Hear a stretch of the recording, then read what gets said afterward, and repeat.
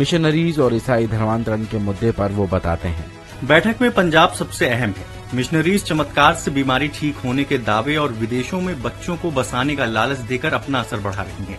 उनके सामने सिख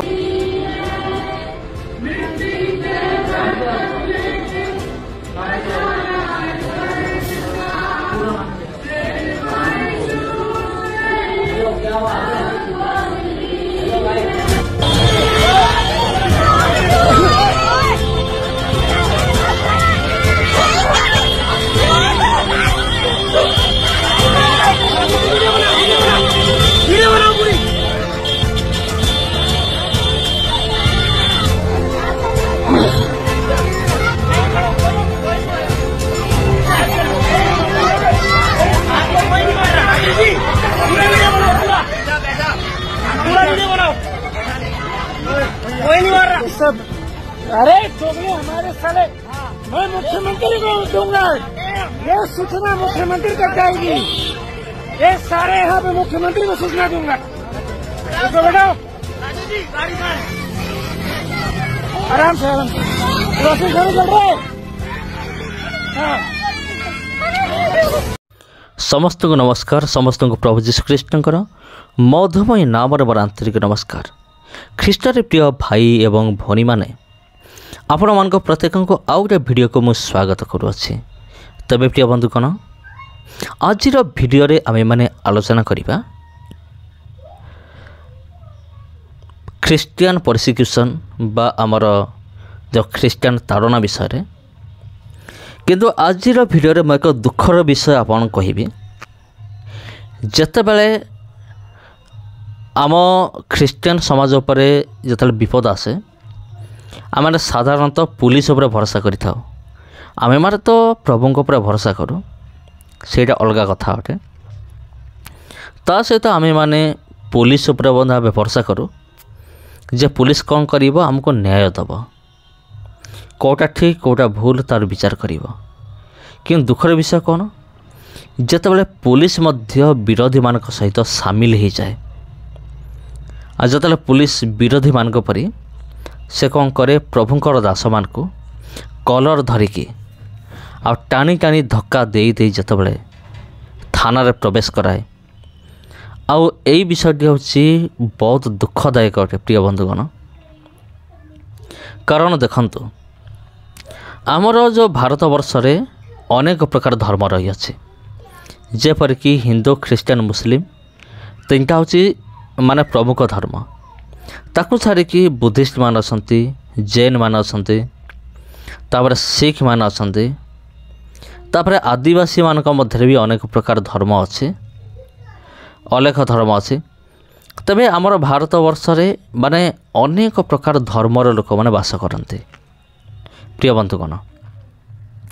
किंतु जतबेला आमर संविधान लेखागला, संविधान जतबेला प्रणयन करागला, सेतबेला आमर डॉक्टर भीमराव आंबेडकर एक बहुत माने बड़ विषय गोटे कले, एक महान काम गोटे कर दे गले।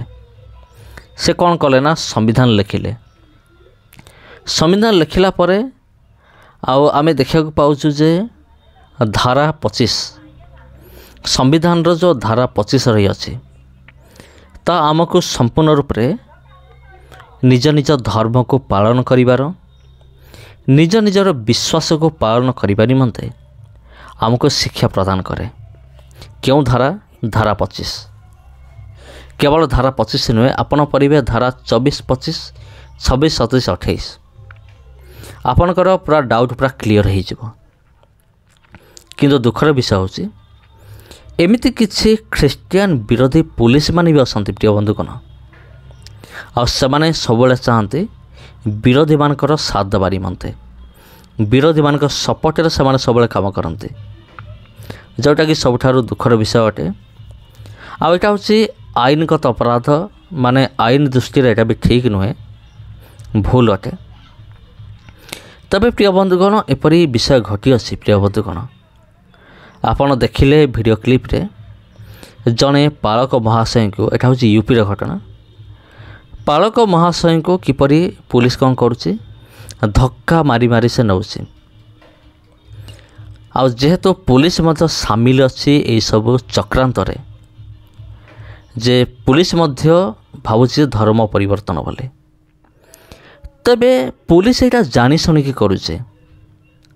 ଜଣେ ପୁଲିସ କ'ଣ ତାକୁ ଜଣା ନାହିଁ ଯେ କେଉଁଟା ଠିକ୍ କେଉଁଟା ଭୁଲ, କେଉଁ ଧାରାରେ କ'ଣ ଲେଖା ଅଛି, ଆମର ସମ୍ବିଧାନରେ କାହାକୁ କେଉଁ ପ୍ରକାର ଅଧିକାର ଦିଆହେଇଛି, କେଉଁ ଧାରାରେ କ'ଣ ଅଧିକାର ଲେଖା ଅଛି, ସେଇଟା କ'ଣ ପୁଲିସକୁ ଜଣା ନାହିଁ?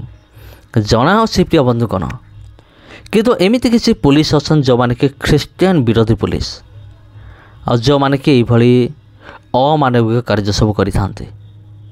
ଅନେକ ଜାଗାରେ ମୁଁ ଦେଖିଛି ପ୍ରିୟ ବନ୍ଧୁ କ'ଣ, ପୁଲିସ ସଭାସ୍ଥଳରେ ପହଞ୍ଚିକି ଧମକ ମଧ୍ୟ ଦେଇଛି, ତୁମେ ଏଠି କ'ଣ କରୁଛ, ସବୁ ଗିର୍ଜା ପ୍ରାର୍ଥନା ସବୁ ବନ୍ଦ କର, ଉପାସନା ବନ୍ଦ କର। ଓଲଟା ପୁଲିସ ଧମକ ଦେଉଛି ବିରୋଧୀମାନଙ୍କର କଥାରେ ପଡ଼ିକି। ଏଥିରେ ଆପଣ କ'ଣ ଜାଣିବେ?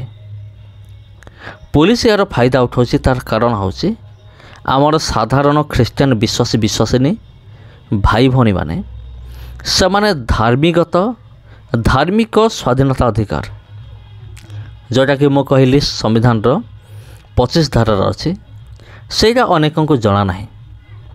ଫଳରେ ବିରୋଧୀମାନେ ଫାଇଦା ନେଉଛନ୍ତି। ଆଉ ଖ୍ରୀଷ୍ଟିଆନ ବିରୋଧୀମାନେ ସେମାନେ ଡାଇରେକ୍ଟ ପୁଲିସକୁ ଆଣୁଛନ୍ତି, ଆଣିକି ସେଠି ହଙ୍ଗାମା କରାଉଛନ୍ତି। ପୁଲିସ ସାମ୍ନାରେ ପ୍ରିୟ ବନ୍ଧୁଗଣ ପିଟା ମରା କରୁଛନ୍ତି। ପୁଲିସ ସେମିତି ଠିଆ ହେଇକି ଦେଖୁଛି କିନ୍ତୁ କିଛି କରୁନି। ବହୁତ ଦୁଃଖର ବିଷୟ।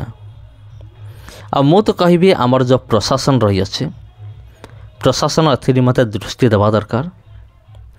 ଆଉ ଯେଉଁ ପୁଲିସମାନେ ଏଇଭଳି ଅମାନବିକ ଚିନ୍ତାଧାରା ଥିବା ବିରୋଧୀମାନଙ୍କୁ ସପୋର୍ଟ କରନ୍ତି, ଯେଉଁ ପୁଲିସମାନେ ଖ୍ରୀଷ୍ଟିଆନ ବିରୋଧୀମାନଙ୍କୁ ଯେଉଁମାନେ ସପୋର୍ଟ କରନ୍ତି, ସେ ପୁଲିସମାନଙ୍କୁ ତ ସଙ୍ଗେ ସଙ୍ଗେ ତତ୍କ୍ଷଣାତ୍ ଚାକିରିରୁ ବହିଷ୍କାର କରିଦେବା ଦରକାର। ଏଇଟା ହେଉଛି ମୋ ମତ। ଆପଣଙ୍କର ମତ କ'ଣ ମୁଁ ଜାଣେ ନାହିଁ, କିନ୍ତୁ ଏଇଟା ହେଉଛି ମୋର ମତ। ସେମାନେ କ'ଣ କରିବା ଦରକାର? ବାହାର କରିଦେବା ଦରକାର। ତେବେ ଯାଇ ହୁଏତ ଆଇନ କ'ଣ କରିବ? ଚେତା ପଶିବ। ଏମିତି କିଛି ରାଜ୍ୟଗୁଡ଼ିକ ରହିଅଛି ଯେଉଁଠାରେ ବିରୋଧୀମାନଙ୍କର ରାଜ ଚାଲିଛି। ପୁଲିସ ତ ମାତ୍ର ନାଁକୁ ଅଛି ପୁଲିସ, କିନ୍ତୁ ରାଜ କାହାର ଚାଲିଛି? ଶାସନ କିଏ କରୁଛି? ପୁଲିସ ସେଠି ଶାସନ କରୁନି, ପ୍ରଶାସନ ସେଠି ଶାସନ କରୁନାହିଁ। ସେଠି ଶାସନ କରୁଛି କିଏ? ଶାସନ କରୁଛି କିଏ? ବିରୋଧୀମାନେ, ବଜରଙ୍ଗ ଦଳ, RSS ଦଳ, ଏମାନେ ସମସ୍ତେ ହେଉଛନ୍ତି ଶାସନକର୍ତ୍ତା। ଏମାନେ ହିଁ ମୁଖ୍ୟମନ୍ତ୍ରୀ, ଏମାନେ ହିଁ ପ୍ରଧାନମନ୍ତ୍ରୀ, ଏମାନେ ନିଜେ ମନ୍ତ୍ରୀ, ଏମାନେ ନିଜେ ସବୁକିଛି, ଏମାନେ ନିଜେ ବି ପୁଲିସ। ତେବେ ଆପଣ କ'ଣ କହିବେ ଏମାନଙ୍କୁ? ଆଉ ଏମାନଙ୍କୁ ନେଇକି ଆପଣଙ୍କର ଚିନ୍ତାଧାରା କ'ଣ? ତେବେ ମୋର ଚିନ୍ତାଧାରା ତ ମୁଁ ଆପଣଙ୍କୁ ଜଣାଇଦେଲି, କିନ୍ତୁ ଆପଣଙ୍କର ଚିନ୍ତାଧାରା କ'ଣ ଆପଣ ଜଣାନ୍ତୁ। ତେବେ ପ୍ରିୟ ବନ୍ଧୁଗଣ, ସମସ୍ତଙ୍କୁ ପ୍ରଭୁ ଯୀଶୁଙ୍କ ମଧୁମୟ ନାମରେ ମୋର ଆନ୍ତରିକ ନମସ୍କାର। ପ୍ରିୟ ବନ୍ଧୁଗଣ, ଆପଣଙ୍କ ଚିନ୍ତାଧାରା କ'ଣ କମେଣ୍ଟ ବକ୍ସରେ ଆପଣ ନିହାତି ଜଣାନ୍ତୁ। ଆଉ ଆଜି ମୁଁ ଏଇଠାରେ ବିଦାୟ ନେଉଛି। ଆଉ ପୁଣି ଥରେ ଦେଖା ହେବ ଆପଣଙ୍କ ସହିତ ଆଉ ଗୋଟେ ଭିଡ଼ିଓରେ, ଆଉ ଗୋଟେ ଅଧ୍ୟାୟରେ। ଯଦି ଏହି ଭିଡ଼ିଓ ଆପଣଙ୍କୁ ଭଲ ଲାଗିଥାଏ, ଭିଡ଼ିଓକୁ ସେୟାର କରନ୍ତୁ। ଯଦି ଆପଣ ଚାହୁଁଛନ୍ତି ଆଗାମୀ ଦିନମାନଙ୍କରେ ଏମିତି ଆହୁରି ଭିଡ଼ିଓ ଦେଖିବା ନିମନ୍ତେ ଏହି ଚ୍ୟାନେଲକୁ ଏବେଠାରୁ ସବସ୍କ୍ରାଇବ୍ କରି ରଖିଥାନ୍ତୁ। ସମସ୍ତଙ୍କୁ ପ୍ରଭୁ ଯୀଶୁ ଖ୍ରୀଷ୍ଟଙ୍କର ମଧୁମୟ ନାମରେ ଆନ୍ତରିକ ନମସ୍କାର।